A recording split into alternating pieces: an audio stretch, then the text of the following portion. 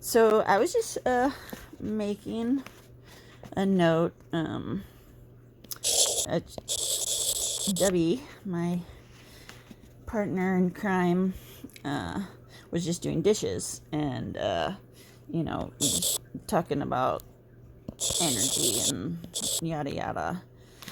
And I was saying, my whole philosophy is that while traditional paths to learning, they're totally necessary. But my whole concept of, my enlightenment versus others is basically, I was taught by Kuan Yin, so the source is pretty reliable. Uh, but basically, I'll just go down this thing. And so, active meditation, because I tried in my 20s traditional meditation, and sure, it worked and all, but I found that what I call, and I guarantee if I probably go and look it up, somebody else has already discovered it long before I did and called it active meditation. But that's what because that happens a lot. Like, I think oh yeah, I've just come up with this brilliant new idea. And it's like, oh yeah, it's been around for 10,000 years. But, so like doing, and just it's about paying attention to like the energy, like people who aren't aware, who aren't like in this life or this life pursuit consciously, they get stressed out and their body just starts feeling all funky, and it's this energy that builds up. So for me, I get a lot of energy from doing this stuff and writing and sharing and whatnot. And I was just saying that usually, it always gives me good and positive energy, but sometimes I get really physically drained afterwards, and other times I get sort of like an energetic buildup that needs to be released physically. And for me, doing dishes was something, even when I was a kid, it was one of the. Hold on one second. Okay, so I had to take a little pause there for a daughter interruptus of mama. But I just made a little note right here. Dishes, right, dot, dot, dot. So I don't know if I said it, but yes, I did. Doing dishes for me I discovered was a really good way to get rid of that energy and, release it from myself, and a little something for later. Release and water. But,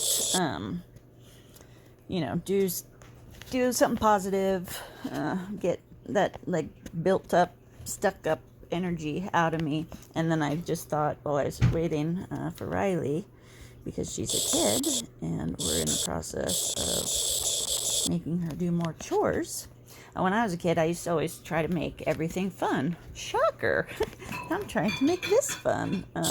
But dishes, I would pretend that I was running a restaurant, and plates would be coming in, and it was kind of in reverse. They'd come in with food on them, but to me they came in empty. I cleaned them, which is my restaurant version of putting the meal together, and then serving it out was like putting one on the dish rack. So yeah, dishes is a good way.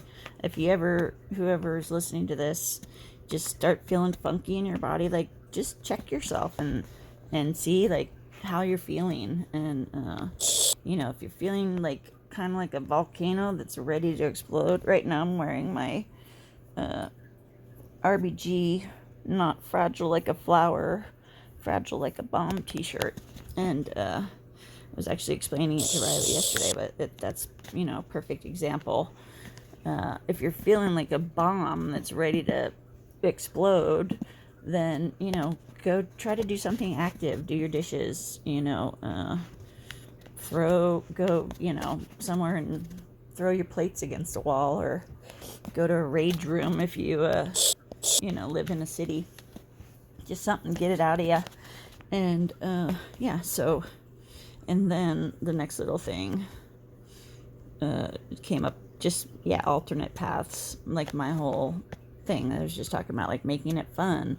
Yeah, like I've studied all types of religion and energy work and, just a little bit of everything. So I have a pretty wide knowledge base, but it's kind of just deep enough that, I'm not, I've thought about it, going and being a Buddhist, but, I know enough, and I'm deeply invested as much as I need to be to do this. So this little thing happened, and I got goosies. But just talking about alternative paths, like, yes, please study Eastern philosophy and anything you can get your hands on if you have the time and the energy. But there's also another way, and but for me, it took the normal way to get there. But life is changing and things are moving faster, and just with the internet and social media, and people are learning and sharing and interacting in different ways. So it wouldn't make sense that learning spirituality or life skills or just ways to grow would change as well. So I was writing, just making a note for later, which now is obviously later. There's that whole time being a relative thing. So a little side point, speaks to alternative paths. My enlightenment is funner is my logo, motto, whatever.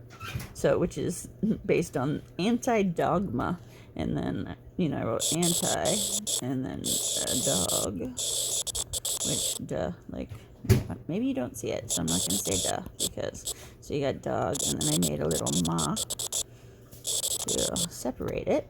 And then I showed, as I was writing this, because I was like, oh, what can I do to illustrate that later on social media or whatever? And I was just talking about, I thought I was ready to do what I'm doing now previously, but from doing video editing and music video stuff, I've discovered which apps are the best, like, to put text on a photo. And that's when I was like, oh yeah, perfect. I was just talking about that like 10 minutes before.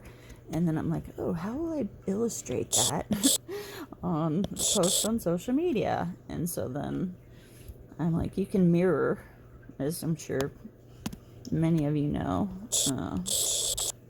your text or picture or whatever. So dogma, and then this one, if you did it backwards, A-N-G-I-D.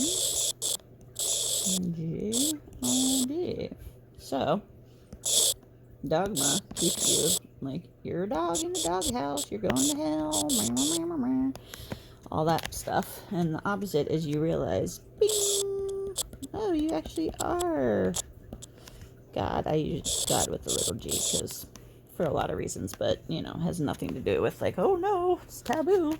It's just a personal preference. And it does really irritate me that all of my devices, and it always tries to autocorrect, and every time I have to tap it, even though I've saved my version of that word many, many, many times. But whatever. All right, that's all for now. Have a good one.